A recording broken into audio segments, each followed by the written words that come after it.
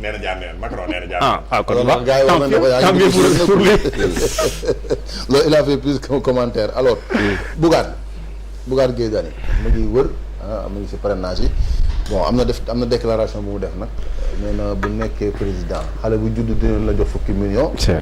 wala 20 étudiant bu am ku am bac. 20 millions 20 millions. dina jox 20 millions donc bac 20 millions. alors naissance. kon kay mën naa arrière moom bac man. mais c'est des bourses quoi qu'il alloue aux étudiants et aux nouveau-nés. mais réew mi est-ce que attan na loolu. waaw en attendant d'avoir des éléments beaucoup plus détaillés sur ce qu'il nous dit. parce que naka la koy defee c'est. voilà c'est le naka la koy defee ak fu xaalis bi di jógee moo am importance. parce que c'est aussi des milliers de milliards voilà maintenant aussi des fois aussi tamit il faudrait pas que les politiciens jàpp ni ñun on ne réfléchit pas quoi.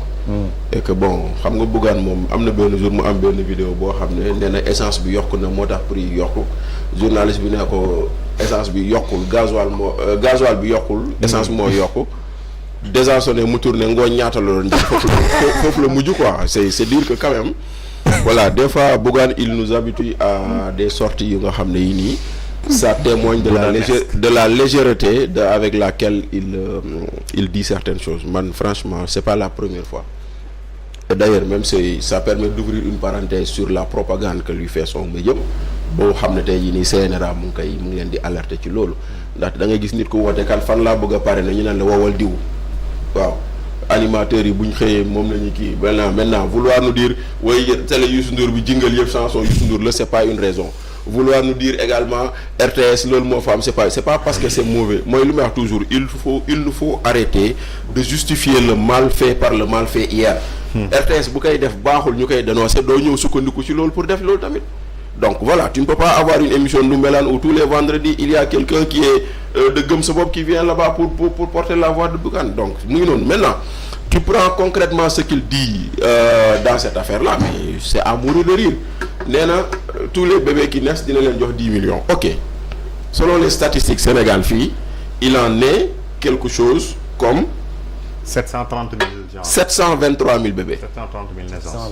723 000 naissances enregistrées par an. 10 millions. boo leen joxee 10 millions xam nga ñaata la lay jox 7 milliards. Plus que notre budget. C'est plus que le budget du Sénégal.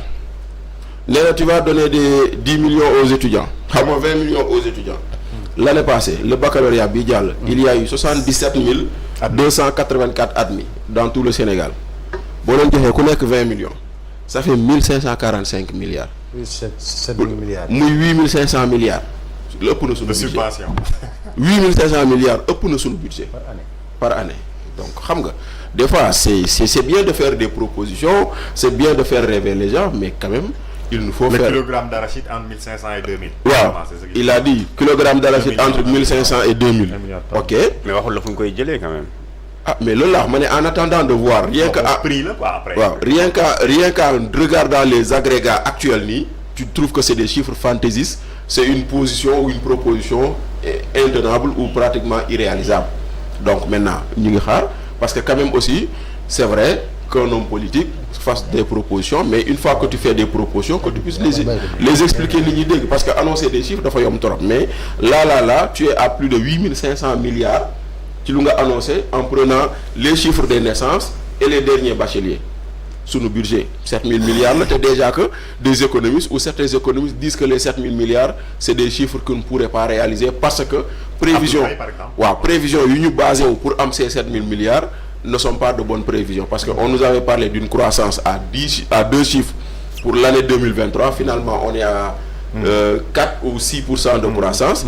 Donc, si tu te projettes sur ça, certains pensent que les recettes escomptées ne seront pas... Merci beaucoup. Les recettes escomptées ne seront pas au rendez-vous, donc les 7 000 milliards pourraient ne pas être dérangés. Mais en tout état de cause, bon voilà, homme politique, n'a pas des propositions, mais quand même pas des propositions. Bon, on se rappelle du président Hollande qui avait dit que vous fallait voir... Kilo tiers 60 francs. Étudiants yi yakal ma projet yakal ma waaw maa fe bu tàng ak loolu te loolu yëpp xam nga bon mooy loolu quoi mën na nekk c'est la technologie maintenant ndax dina réaliser mais il n'a pas dit uniquement ça parce que nee na tam am na fu muy waxee ne buñ jàpp ne moom nekk président rek mooy objectif am que même bu jàllul parrainage jeex na que mu jàll que mu ñàkk jàll dina xeex régime bi mu jóge fii bon moi qui pensais que Bougane allait dire que par force day jàll mais je sais pas dafa mel ni dama ci déggee que Bougane aussi mu ngi wax ay nitam mën na dem parrainage tamit ñu téye ko. waaw déggin la moom wax dëgg yàlla quelqu'un qui va à la guerre et qui prépare ses troupes ou ñi muy bàyyi ginnaaw à la défaite c'est peut-être parce qu'il n'est pas trop sûr de lui. Après dégguma déclaration boobu mais c'est vrai que Bougane moom depuis def na combien d'élections 2019 à aujourd'hui. Je pense qu'il a essayé de participer à toutes les élections mais il a toujours été retenu en dernier lieu. Donc ça veut dire que dëgg masse critique de sympathisants ou de militants bi nga xamante ne am na ko permettre ko mu franchir le cap des parrainages. Après aujourd'hui est-ce que am na un déclic bu mën a tax loolu en tout cas l'homme Bougane pour man il est beaucoup plus pertinent en tant qu'homme politique depuis un certain temps. Après c'est vrai que déclaration fantaisiste yi nii dafay wàññi sa crédibilité dafay wàññi crédit bi nga xamante ne nit ñi moom lañ lay jox ci sérieux bi nga xamante ne sa candidature et sa projet social moom la am. Mais soo xoolee pour man en tout cas Bougane su fekkante ne ndax mën na jàll parrainage soo xoolee liggéey bi nga xamante ne mi ngi koy def notamment ci zone minière yi. Déjà su demee ci zone minière yi bëri na lu mu fa dem et à chaque fois également dafay génne ay propositions yoo xamante ne foofu moom ay propositions yu nit mën a dégg la dafay bëgg def créer ay vocation ci ay pôles régionaux de développement ou xaw ma su nekkul région peut-être pas département mais day ngi jéem a créer ay pôles loolu noonu mën na assez attractif pour sénégalais yi pour ñu mën ko parrainer su fekkente ne parrainage moom mooy problème mais Bougane doit être encore plus lucide.